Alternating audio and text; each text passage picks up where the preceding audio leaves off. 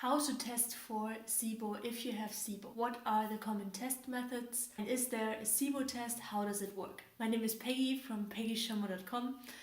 I warmly welcome you to Gut Feelings, the channel to support you to become your own health expert, so you have all the energy to bring your gifts into the world, to heal your digestion, so you can share your expert knowledge with the world. I'm excited to share with you today how does this SIBO test that a lot of people are talking about now, does this test work? What does it exactly test for? And what's the procedure you have to follow? Now, just as a disclaimer, I'm personally not a big fan of the SIBO test, but I'd love to just explain you the procedure so you can decide for yourself if you want to do that, if you want to invest your time and your money into this test, or if you want to move straight onto healing your digestion and starting to collaborate with your body in the best way. I've also recorded different videos about SIBO, what are the common SIBO symptoms, how you can heal SIBO the fastest way, what foods to eat, what foods to avoid. I'm gonna link you these videos in the end screen. So if you want to learn more about SIBO,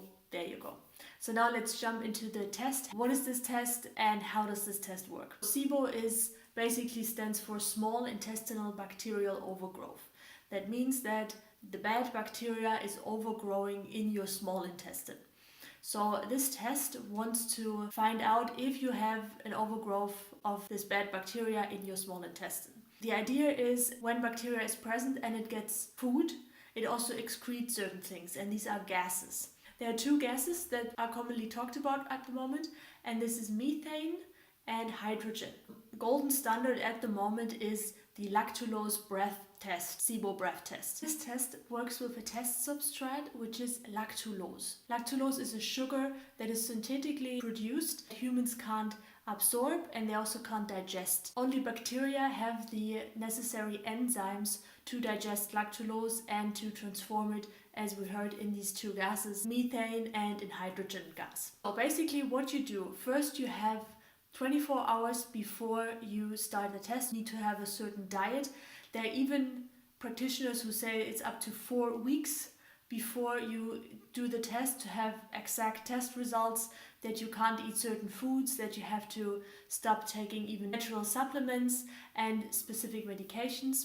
But everybody agreed that 24 hours before you do the test, you have to avoid certain medication and certain foods. Medications, for example, are laxatives, which have an effect on your digestion and then are able to give misleading information in the test. So how this works: on the test date, you eat or drink a certain substrate on the basis of lactulose, which humans can't digest. There's also a test which is with fructose and with glucose, but as the golden standard we use now these lactulose tests because they are more specific, because humans can't digest this synthetic sugar. So you take, it's around 10 grams normally of lactulose, and then within a time frame from 3 hours, every 20 minutes you test your breath. And this test is looking for these two gases, for hydrogen and for methane. After you've completed the test, you basically put everything back into the package and you send it away to the lab, and then your practitioner comes back with your test results.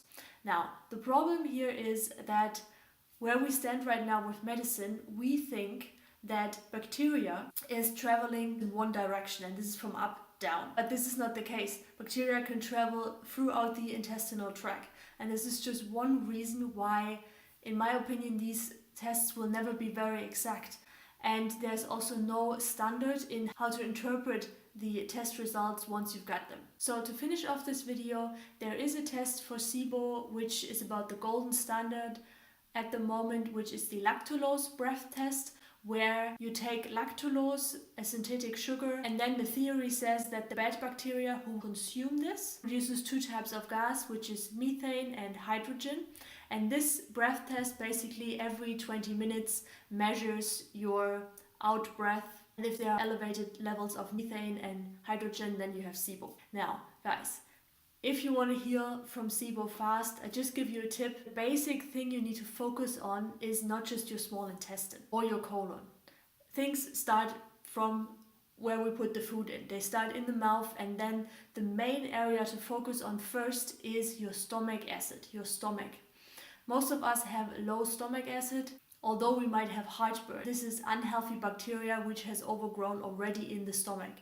Now, why doctors don't investigate in that is because they think that the stomach acid is so aggressive that it kills all the bacteria, but it doesn't, because we don't have enough stomach acid. Guys, I've recorded several videos about this essential subject of your digestion, about how to improve your stomach acid levels, but also really understanding SIBO, what it is, what the real cause is. Guys, from my heart, I wish you that you can heal from SIBO. It's absolutely possible if you understand how to collaborate with your body. I give you a video tutorial here where you can start just like action step after action step, put that into action, and you're going to see a difference. You're going to develop a new relationship with food again, which is more pleasant and less painful. Thank you guys for watching. If you like to become part of our gut feelings community, just press the logo and that's done.